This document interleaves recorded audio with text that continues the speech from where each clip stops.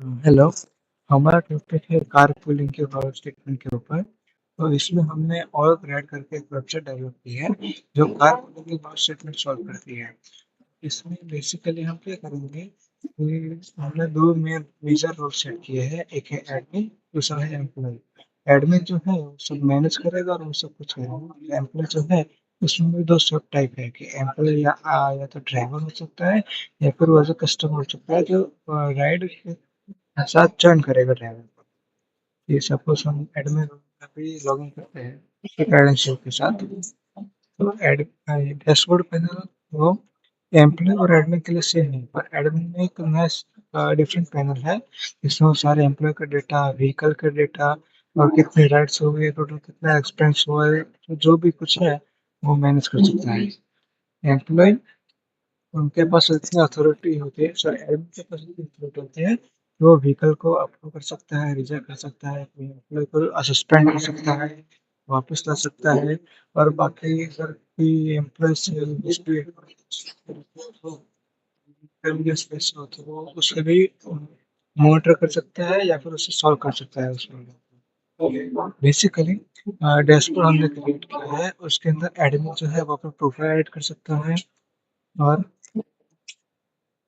हाँ, वो normally vehicle create कर सकता है कि सपोज अगर कोई व्हीकल क्रिएट करना है तो उसके लिए उसको उसका व्हीकल नंबर, उसका brand name, model name, brand colour और वो सब कुछ बेसिक डिटेल डालनी होगी।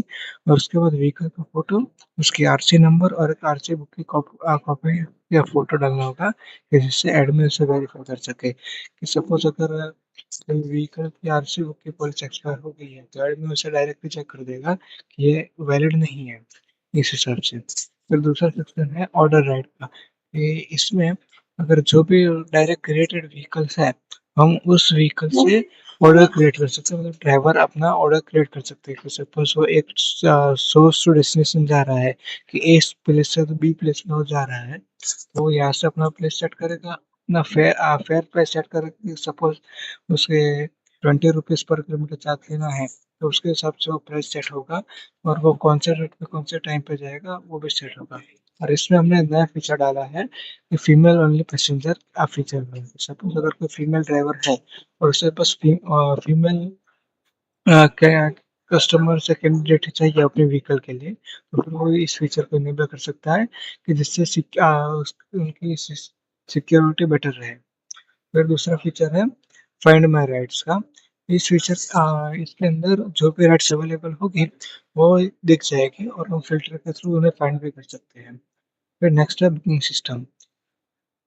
इसमें नॉर्मली जो भी बुकिंग हुई होगी वो डायरेक्ट दिख जाएगी और अगर कोई ड्राइवर है उसने अगर बुकिंग डाली होगी तो जिन जिन लोगों ने उसके लिए अप्लाई किया है वो उसे यहाँ पे दिख जाएगा। वो यहाँ से एक्सेप्ट या फिर रिजेक्ट कर सकता है। तो सपोज एक्सेप्ट किया तो ये बुकिंग डायरेक्ट एक्सेप्ट हो गई और ये अब ऑन प्रोसीजर होगी जब पेमेंट डन हो जाएगा तब।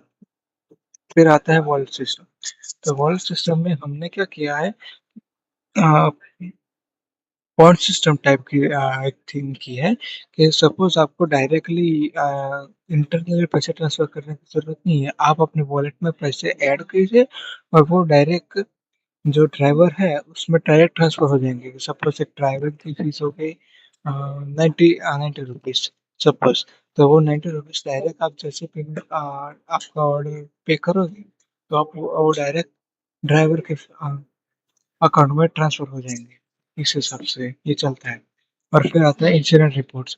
इंसिडेंट रिपोर्ट्स दो टाइप के हैं कि सपोज अगर कोई ड्राइव खत्म हुई तो उसके बाद भी हो सकता है या फिर उसके कोई एम्प्लॉय मैन्युअल पे आके ये कर सकता है तो उसके लिए उसको कोई इनकन्वीनियंस फेस हुआ तो उस हिसाब से वो भी प्रॉब्लम सॉल्व फिर बता सकता है।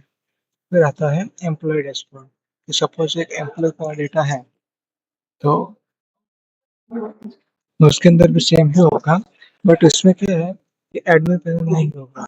और अगर जो भी इसमें राइड अवेलेबल होगी वो डायरेक्ट बुक कर सकता है कि सपोज एक राइड अवेलेबल है, इसमें 4 सीट्स है तो ये 2 सीट्स से बुक कर सकता है।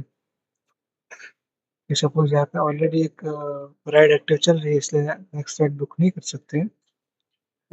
पर जो भी पेंडिंग राइड चल रही होगी उसकी हिस्ट्री मिल जाएगी, पेमेंट का अगर पे बाकी है तो वो भी यहाँ से चेक कर सकते हैं। और सेम एसलास वॉलेट सिस्टम और व्हीकल का सिस्टम सेम कंटिन्यू हो रहा है।